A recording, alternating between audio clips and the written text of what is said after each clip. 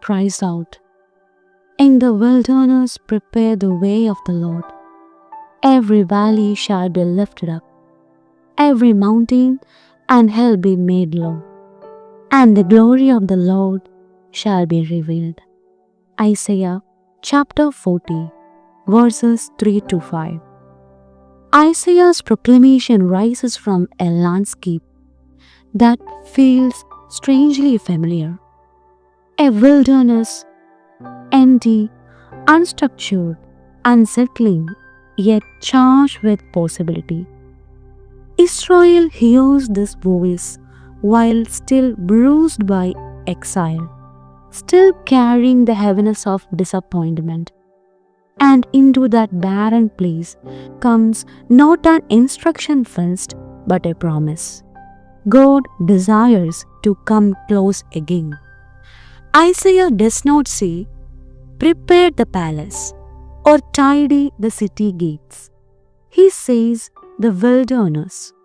It is mysterious that God prefers to begin where we feel least prepared. Those inner stretches where hope runs thin, where prayer feels dry, where old guilt echoes too loudly. The incarnation is God's refusal to avoid our roughest terrain. He comes precisely where we have no maps left.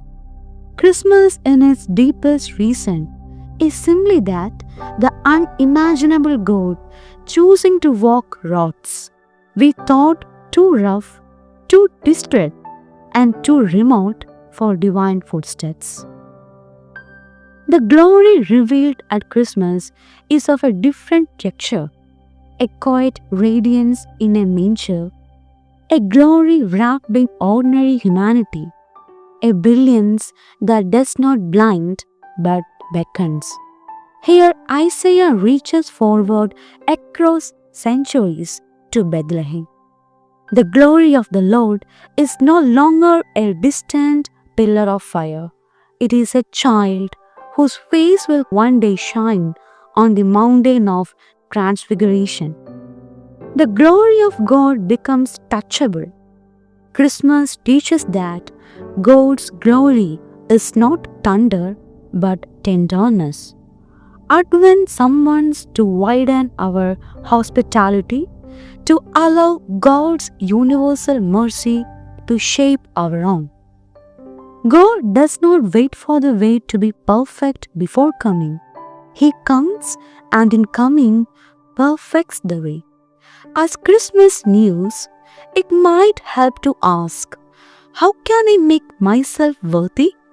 And where is my wilderness, so I may allow God to begin there? Let us prepare our hearts to welcome our Lord by straightening the patterns of our behavior, our thinking, and our action, and pray, "Lord, come and dwell in our hearts." Amen.